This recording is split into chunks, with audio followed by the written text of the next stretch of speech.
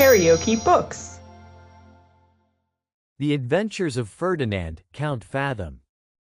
Tobias Smollett. Audiobook. Chapter 67. The Longest and the Last. The nature of this visit had softened every heart, and saddened every countenance, and they walked in solemn silence to the other side of the churchyard, in order to regain their carriages, when, at the turning of the stile, they saw a young woman, in wretched attire, running out of a poor habitation, wringing her hands in all the agony of despair. Notwithstanding the distraction in her countenance, and the meanness of her apparel, she discovered a regularity of features, and a delicacy of air, which did not at all correspond with the misery of her equipage.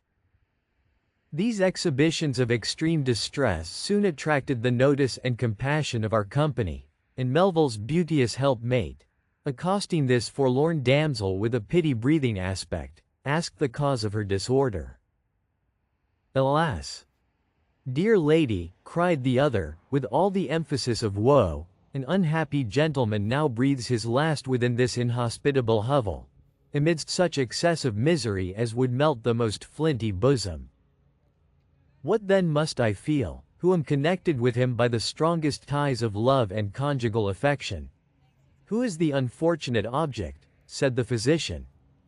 "He was once well known in the gay world," replied the young woman. "His name is Fathom." Every individual of the company started at mention of that detested name. Serafina began to tremble with emotion, and Rinaldo, after a short pause, declared he would go in, not with a view to exult over his misery, but in order to contemplate the catastrophe of such a wicked life, that the moral might be the more deeply engraved on his remembrance.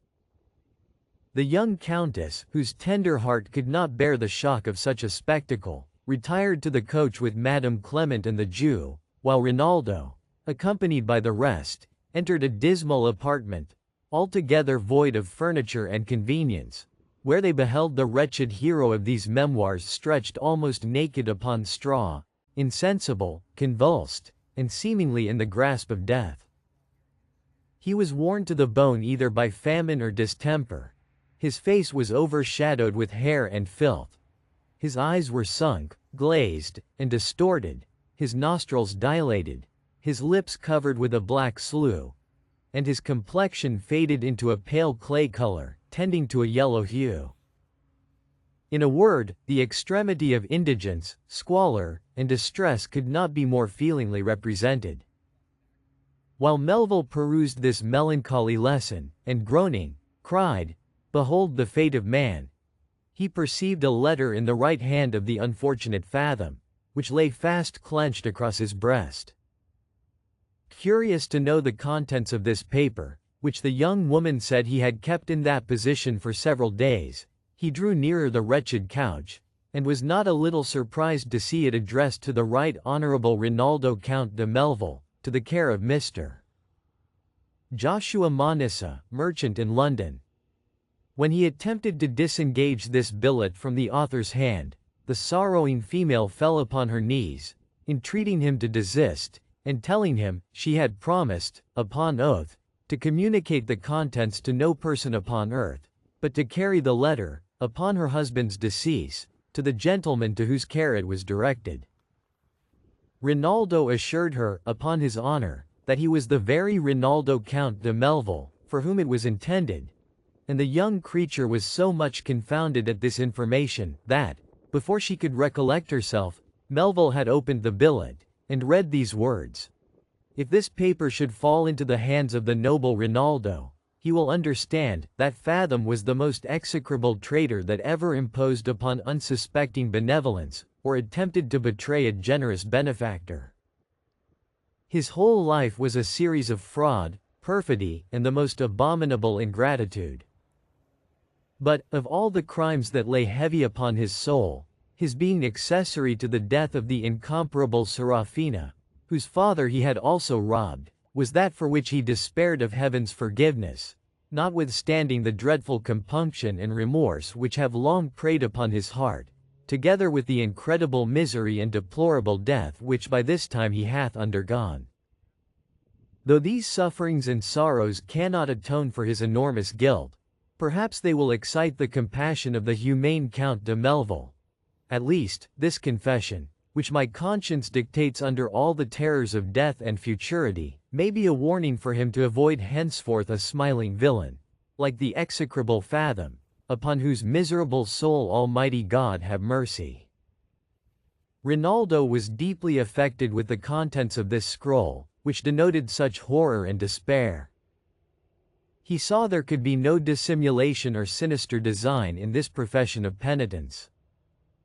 He beheld the condition of the writer, which put all his humane passions in commotion, so that he remembered nothing of Fathom but his present distress. He could scarce maintain those indications which might have been justly deemed the effect of weakness and infirmity, and having desired the physician and clergyman to contribute their assistance for the benefit of that wretch's soul and body, he ran to the coach, and communicated the letter to the ladies, at the same time drawing a picture of the object he had seen, which brought tears into the eyes of the gentle Seraphina, who earnestly entreated her lord to use his endeavors for the relief and recovery of the unhappy man, that he might, if possible, live to enjoy the benefit of mature repentance, and not die in that dreadful despair which he manifested in the letter. Rinaldo, returning to the house, found the pious clergyman reading prayers with great fervency, while Don Diego stood with his right hand upon his breast, looking steadfastly upon the agonizing Fathom, and the young woman kneeled, with her streaming eyes lifted up to heaven, in an ecstasy of grief and devotion. The physician had run to an apothecary's shop in the neighborhood, from whence he soon returned with an assistant, who applied a large blister to the back of the miserable patient, while the female, by the doctor's direction, moistened his mouth with a cordial which he had prescribed. These charitable steps being taken, Count de Melville entreated the apothecary's servant to procure a tent bed for the accommodation of the sick person with all imaginable dispatch, and, in less than an hour, one was actually pitched, and Fathom lifted into it, after he had been shifted, and in some measure purified from the dregs of his indigence.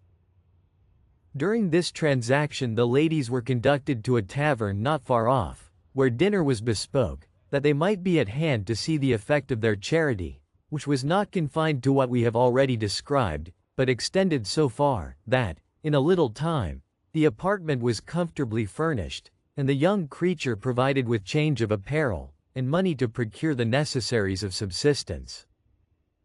Notwithstanding all their care, the wretched Fathom still remained insensible, and the doctor pronounced a very unfavorable prognostic, while he ordered a pair of additional vesicatories to be laid upon his arms, and other proper medicines to be administered.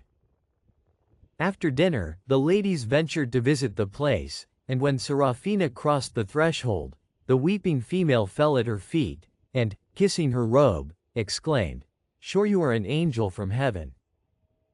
The alteration in her dress had made a very agreeable change in her appearance, so that the Countess could now look upon her without shuddering at her distress.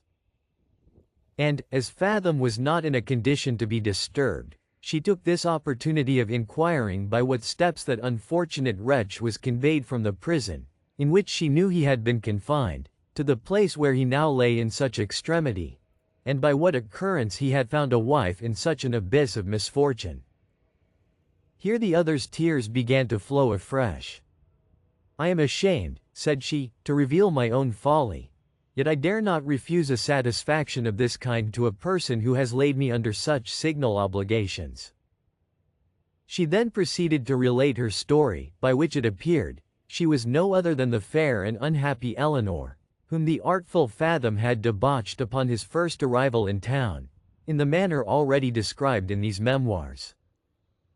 "Heaven," continued she, "was pleased to restore the use of my reason, which I had lost when I found myself abandoned by the Count, but, all my connection with my own family being entirely cut off, and every door shut against a poor creature who could procure no recommendation, except the certificate signed by the physician of Bedlam, which, instead of introducing me to service, was an insurmountable objection to my character, I found myself destitute of all means of subsisting, unless I would condescend to live the infamous and wretched life of a courtesan, an expedient rendered palatable by the terrors of want, cooperating with the reflection of the irretrievable loss I had already sustained. I ask pardon for offending your chaste ears with this impure confession of my guilt, which, heaven knows, I then did, and now do look upon with abhorrence and detestation. I had already forfeited my innocence, and wanted resolution to encounter misery and death. Nevertheless, before I could determine to embrace the condition of a prostitute, I was one day accosted in the park by an elderly gentleman who sat down by me upon a bench, and, taking notice of the despondence which was evident in my countenance, pressed me to make him acquainted with the nature of my misfortune. So much sympathy and good sense appeared in his deportment and conversation, that I gratified his request, and he, in return for my confidence, saved me from the most horrible part of my prospect, by taking me into his protection, and reserving me for his own appetite. In this situation I lived a whole year, until I was deprived of my keeper by an apoplectic fit, and turned out of doors by his relations, who did not, however, strip me of the clothes and movables which I owed to his bounty. Far from being as yet reconciled to a vicious life, I resolved to renounce the paths of shame, and, converting my effects into ready money, hired a small shop, and furnished it with haberdashery ware, intending to earn an honest livelihood by the sale of these commodities, together with the plain work in which I hoped to be employed so soon as my talents should be known. But this scheme did not answer my expectation. The goods spoiled upon my hands, and, as I was a stranger in the neighborhood, nobody would entrust me with any other business. So that, notwithstanding the most parsimonious economy, I ran in debt to my landlord, who seized my effects, and an hosier, from whom I had received some parcels upon credit, took out a writ against me, by virtue of which I was arrested and imprisoned in the Marshalsea, where I found my first seducer. Good heaven! What did I feel at this unexpected meeting, overwhelmed as I was before with my own distress? I with a loud scream fainted away, and, when I recovered, found myself in the arms of Mr. Fathom, who wept over me with great affliction. All his prospects of gaiety had now vanished, and his heart was softened by his own misfortunes, to a feeling of another's woe, as well as to a due sense of his own guilt. He expressed the deepest sorrow for having been the occasion of my ruin, endeavored to comfort me with a promise of assistance, and indeed, by practicing medicine among the prisoners, made shift to keep us both from starving. But surely no sinner underwent such severe remorse as that which he suffered during his imprisonment. From the day of our meeting, I never once saw him smile. A melancholy cloud continually overhung his countenance. He numbered the minutes by his groans, he used to start with horror from his sleep, and, striking his breast, would exclaim, "O Eleanor! I am the worst of villains." Sometimes he seemed disordered in his brain, and raved about Rinaldo and Monimia. In a word, his mind was in a dreadful situation, and all his agonies were communicated to me, whom by this time he had married, in order to make some atonement for my wrongs. Wretched as he then was, I remembered the accomplished youth who had captivated my virgin heart. The old impressions still remained. I saw his penitence, pitied his misfortune, and his wife being dead, consented to join his fate, the ceremony having been performed by a fellow prisoner, who was in orders. Though his hard-hearted creditor had no other chance of being paid than that of setting him at liberty, he lent a deaf ear to all our supplications, and this cruelty, conspiring with the anguish of my husband's own reflection, affected his health and spirits to such a degree that he could no longer earn the miserable pittance which had hitherto supported our lives. Then our calamities began to multiply. Indigence and famine stared us in the face, and it was with the utmost difficulty that we resisted their attacks, by selling or pledging our wearing apparel, until we were left almost quite naked, when we found ourselves discharged by an act passed for the relief of insolvent debtors. This charitable law, which was intended for a consolation to the wretched, proved to us the most severe disaster, for we were turned out into the streets, utterly destitute of food, raiment, and lodging, at a time when Mr. Fathom was so weakened by his distemper, that he could not stand alone. I supported him from door to door, imploring the compassion of charitable Christians, and was at length permitted to shelter him in this miserable place, where his disease gaining ground, he lay 3 days in that deplorable condition, from which he hath now been rescued, though I fear too late, by your humanity and benevolence. She shed a flood of tears at the conclusion of this mournful tale, which did not fail to affect the whole audience, especially Seraphina, who assured her, that, whatever should happen to her husband, she might depend upon finding favor and protection, provided her conduct should correspond with her professions. While this grateful creature kissed the hand of her kind benefactress, Fathom uttered a groan, began to stir in the bed, and with a languid voice called upon Eleanor, who, instantly withdrawing the curtain, presented the whole company to his view. He had now retrieved the use of his perception by the operation of the blisters, which began to torture him severely. He looked around him with amazement and affright, and distinguishing the 3 persons against whom the chief arrows of his fraud and treachery had been leveled, he concluded that he was now arrived at the land of departed souls, and that the shades of those whom he had so grievously injured were come to see him tormented according to his demerits.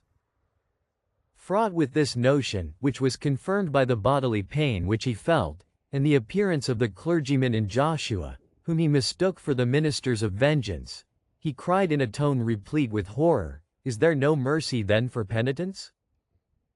Is there no pity due to the miseries I suffered upon earth? Save me, O bountiful heaven, from the terrors of everlasting woe. Hide me from these dreadful executioners, whose looks are torture. Forgive me, generous Castilian. O Rinaldo, thou hadst once a tender heart. I dare not lift my eyes to Seraphina, that pattern of human excellence, who fell a victim to my atrocious guilt. Yet her aspect is all mildness and compassion. Ha! Are not these the drops of pity? Yes, they are the tears of mercy. They fall like refreshing showers upon my drooping soul. Ah, murdered innocence! Wilt thou not intercede for thy betrayer at the throne of grace?" Here he was interrupted by Melville, who with a grave and solemn air pronounced, "Great hath been thy guilt, unhappy Ferdinand, and great have been thy sufferings. Yet we come not to insult, but to alleviate thy distress. Providence hath kindly defeated thy dire intentions, which we therefore now forgive and transmit to oblivion, whether it be thy lot to yield up thy spirit immediately, or to survive the dangerous malady with which thou art at present overwhelmed. Suffer not thyself to despair, for the mercy of heaven is infinite, and submit to the directions of this worthy gentleman, who will employ his skill for thy recovery, while we shall take care to furnish thee with necessary attendance. As too much speaking may be prejudicial to thy health, I dispense with thy reply, and exhort thee to compose thyself to rest." So saying, he drew the curtain, and the company retired, leaving Fathom entranced with wonder. The next step which Rinaldo took for the benefit of this wretched penitent, was to send for the apothecary, with whom he left a sum of money to be expended for the convenience of Fathom and his wife. Then he laid injunctions upon the physician to repeat his visits, and that gentleman, together with the clergyman and Joshua, taking leave of the others till next day, the Count set out with the ladies and his father-in-law to the house where they had lodged the preceding night. The reader may well imagine the conversation of the evening turned wholly upon the strange occurrence of the day, which seemed to have been concerted by supernatural prescience, in order to satisfy the vengeance, and afford matter of triumph to the generosity of those who had been so grievously injured by the guilty Fathom. Though not one of them would say that such a miscreant ought to live, yet all concurred in approving the offices of humanity which had been performed, and even endeavored to find specious pretext for vindicating their compassion. Don Diego said, it would ill become a transgressor like him to withhold his forgiveness from a sinner who had wronged him. Madame Clement appealed to the approbation of heaven, which had undoubtedly directed them that way, for the purpose they had fulfilled. Serafina observed that the crimes of the delinquent were obliterated by his sorrow, misery, and repentance. Rinaldo honestly owned that, exclusive of other reasons, he could not deny himself the luxurious enjoyment of communicating happiness to his fellow creatures in distress. And each fervently prayed that their charity might not be disappointed by the death of the object. While they amused themselves in these discussions, Fathom, after having lain some hours silent, in consequence of Rinaldo's advice, could no longer suppress the astonishment of his mind, but, addressing himself to his wife, "O Eleanor," said he, "my delirium is now past, though I still remember the fantasies of my distempered brain." Among other reveries, my imagination was regaled with a vision so perfect and distinct, as to emulate truth and reality. Methought Count de Melville, Don Diego de Zelos, and the divine Serafina, the very persons who are now crying before the throne of heaven for vengeance against the guilty Fathom, stood by my bedside, with looks of pity and forgiveness, and that Rinaldo spoke peace to my despairing soul. I heard the words distinctly. I retain them in my memory. I saw the tears trickle from Serafina's eyes. I heard her father utter a compassionate sigh, and should actually believe that they were personally present, had not I long ago seen with my own eyes the funeral procession of that young lady, whose wrongs God pardon, and were I not convinced that such a meeting could not be effected without the immediate and miraculous interposition of heaven. Yet everything I now see corresponds with the words of Rinaldo, which still sound in my ears. When my perception forsook me, I lay in the most abject misery, among straw, and thou, poor injured innocence, wast naked and forlorn. Now, I find myself reposed in a warm, easy, comfortable bed. I see around me the marks of human charity and care, and the favorable change in thy appearance glads my poor dejected heart. Say, whence this happy alteration? Do I really awake from that dream of misery in which we have continued so long? Or do I still utter the extravagant ravings of a distempered brain? Eleanor was afraid of imparting at once all the particulars of the happy change he had undergone, lest they might leave a dangerous impression upon his fancy, which was not yet duly composed. She contented herself, therefore, with telling him that he had been obliged to the humanity of a gentleman and lady, who chanced to pass that way by accident, and who, understanding his deplorable case, had furnished him with the conveniences which he now enjoyed. She then presented to him what the doctor had directed her to administer, and, admonishing him to commit his head to the pillow, he was favored with a breathing sweat, fell fast asleep, and in a few hours waked again altogether cool and undisturbed. It was upon this occasion that his wife explained the circumstances of that visit which had redeemed him from extremity of wretchedness and the jaws of death. Upon which he started up, and throwing himself upon his knees, exclaimed, "All gracious power! This was the work of thy own bounteous hand, the voice of my sorrow and repentance hath been heard. Thou hast inspired my benefactors with more than mortal goodness in my behalf. How shall I praise thy name? How shall I requite their generosity? Oh, I am bankrupt to both. Yet let me not perish until I shall have convinced them of my reformation, and seen them enjoying that felicity which ought to be reserved for such consummate virtue." Next day, in the forenoon, he was visited by the physician, whom he now recollected to have seen at the house of Madame Clement, and, after having thanked that gentleman for his humanity and care, he earnestly begged to know by what means Serafina had been preserved.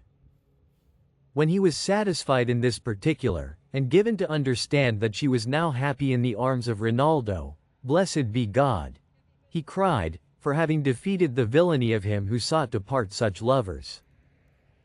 Dear sir, will you add one circumstance to your charity, and bear to that happy couple, and the noble Don Diego, the respects and the remorse of a sincere penitent, whom their compassion hath raised to life? I have been such a traitor to them, that my words deserve no regard. I will not therefore use professions. I dare not hope to be admitted into their presence. I am indeed ashamed to see the light of the sun. How then could I bear the looks of that injured family? Ah, no. Let me hide myself in some obscure retreat, where I may work out my salvation with fear and trembling, and pray incessantly to heaven for their prosperity. The physician promised to represent his contrition to the count and his lady, and accordingly proceeded to their habitation, where he repeated these expressions, and pronounced his patient out of danger. So that their thoughts were now employed in concerting a scheme for his future subsistence, that he might not be exposed by indigence to a relapse in point of morals.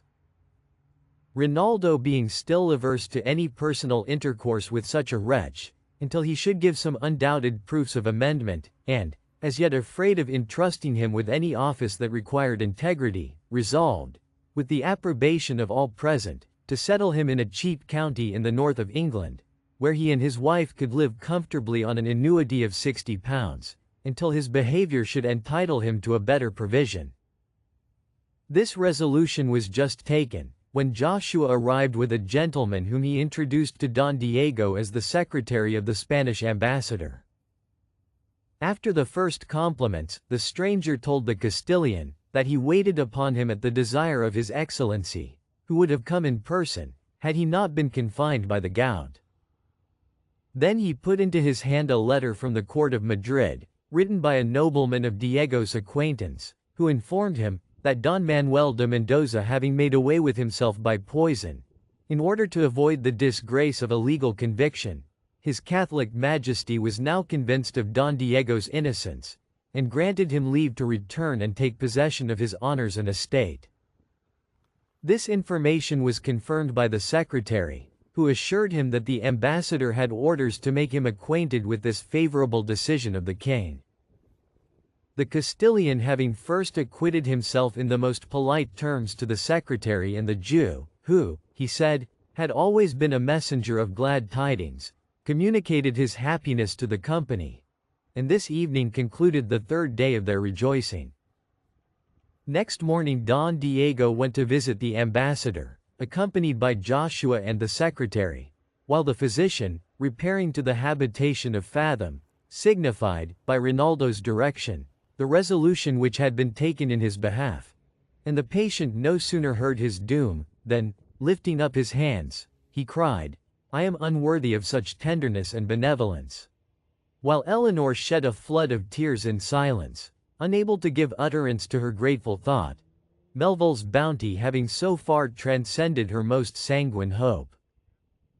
The Spaniard, having paid his devoir to His Excellency, returned before dinner, and, in the afternoon, desiring a private conference with Serafina, they retired into another apartment, and he expressed himself to this effect: "You have contracted, my dear child, an habit of calling Madame Clement your mother, and doubtless, by her maternal tenderness and regard, she hath acquired a just title to the appellation.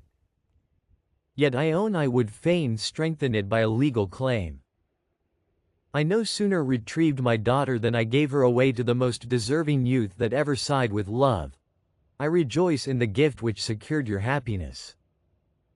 But I left myself in a solitary situation, which even the return of my good fortune cannot render easy and supportable. When I revisit the castle of Zelos, every well-known object will recall the memory of my Antonia, and I shall want a companion to fill her place, and to sympathize with me in that sorrow which will be derived from my remembrance.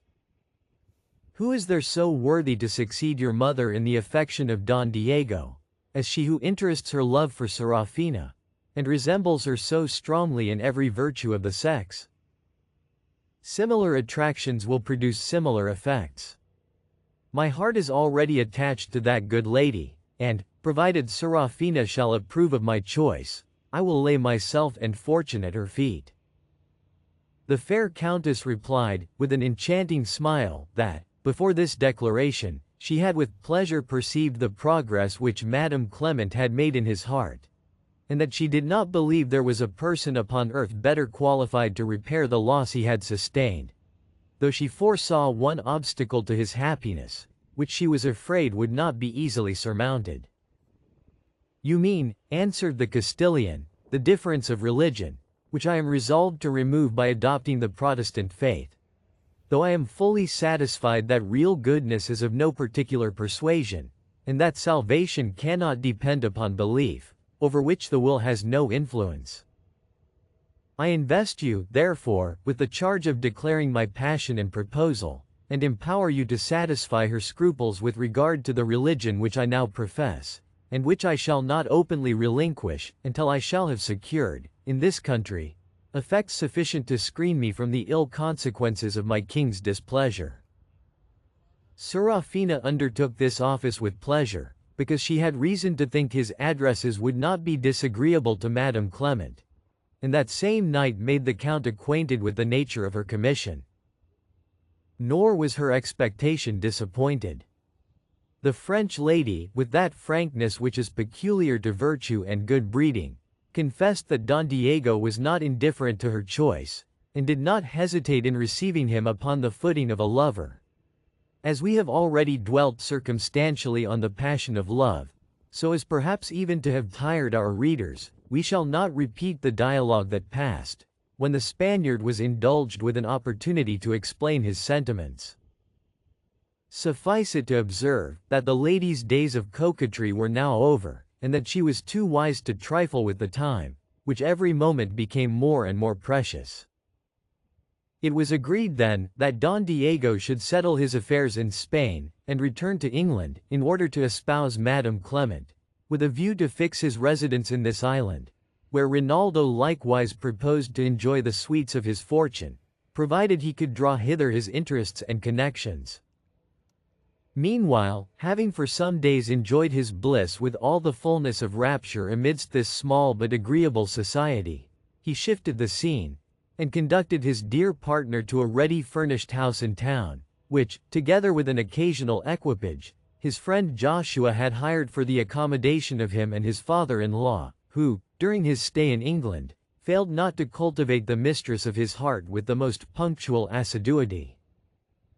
Hitherto Serafina had been as a precious jewel locked up in a casket, which the owner alone had an opportunity to contemplate. But now the Count, who was proud of such a prize, resolved to let her shine forth to the admiration of the whole world.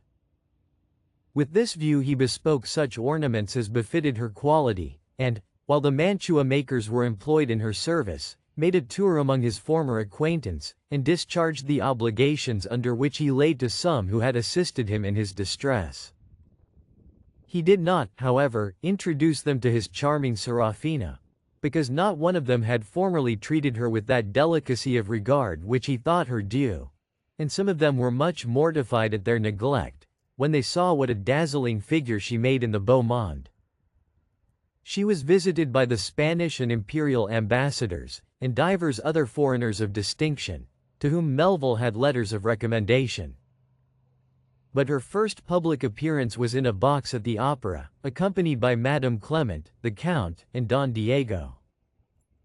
The entertainment was already begun, so that her entrance had the greater effect upon the audience, whose attention was soon detached from the performance, and riveted upon this amiable apparition, which seemed to be some bright being of another world dropped from the clouds among them. Then did the spirit of curiosity play its part. 1,000 whispers circulated, as many glasses were exalted to reconnoiter this box of foreigners, for such they concluded them to be from their appearance. Every male spectator acknowledged Serafina to be the paragon of beauty, and every female confessed that Melville was the model of a fine gentleman. The charms of the young countess did not escape the eye and approbation of royalty itself, and when her rank was known, from the information of the ambassadors and other people of condition who were seen saluting her at a distance, that same evening 1,000 bumpers were swallowed in honor of the Countess de Melville. The fame of her beauty was immediately extended over this immense metropolis, and different schemes were concerted for bringing her into life. These, however, she resisted with unwearied obstinacy. Her happiness centered in Rinaldo, and the cultivation of a few friends within the shade of domestic quiet. She did not even forget the concerns of the wretched Fathom and his faithful Eleanor, who daily enjoyed fresh instances of her humanity and care. When his fever forsook him, he was supplied with nourishing food for the recovery of his health, and as soon as he found himself in a condition to travel, he gave notice to his benefactor, who desired Joshua to settle with him the manner in which he was to receive his allowance, and to pay the first half-year's salary per advance. This affair being adjusted, and the place of his retreat signified, the Jew told Eleanor that she might wait upon the Countess before their departure, and she did not fail to make use of this permission. After they had made the necessary preparations for their journey, and taken places in the York stagecoach, Mrs. Fathom, clothing herself in decent apparel, went to the house of Count Melville, and was immediately admitted to the presence of Serafina, who received her with her usual complacency, enriched her with salutary advice, comforted her with the hope of better things, provided her conduct and that of her husband should henceforth be found irreproachable, and, wishing her peace and happiness, presented her with a box of linen, and 20 guineas in a purse. Such excessive goodness overpowered this sensible young woman to such a degree, that she stood before her in speechless awe and veneration, and the Countess, in order to relieve her from the confusion under which she suffered, quitted the room, leaving her to the care of her woman. It was not long, however, before her gratitude broke out in loud exclamations and a violent passion of tears, which all her efforts could not, for a while, overcome. By this time the coach was brought up to the gate for the reception of Serafina, who took an airing every day at the same hour, when Rinaldo, leading her to the vehicle, beheld a man plainly dressed standing within the court, with his head and body bent towards the earth, so that his countenance could not be perceived. Melville, who supposed him to be some unfortunate man come to implore his charity, turned towards him, and asked with a humane accent, if he wanted to speak with any person in the house. To this interrogation the stranger replied, without lifting up his head, "Overwhelmed as I am with Count Melville's generosity, together with a consciousness of my own unworthiness, it ill becomes a wretch like me to importune him for further favor. Yet I could not bear the thought of withdrawing, perhaps forever, from the presence of my benefactor, without soliciting his permission to see his face in mercy, to acknowledge my atrocious crimes, to hear my pardon confirmed by his voice, and that of his accomplished Countess, whom I dare not even at a distance behold, and to express my fervent wish for their prosperity." Melville, whose heart was but too tender, could not hear this address without emotion.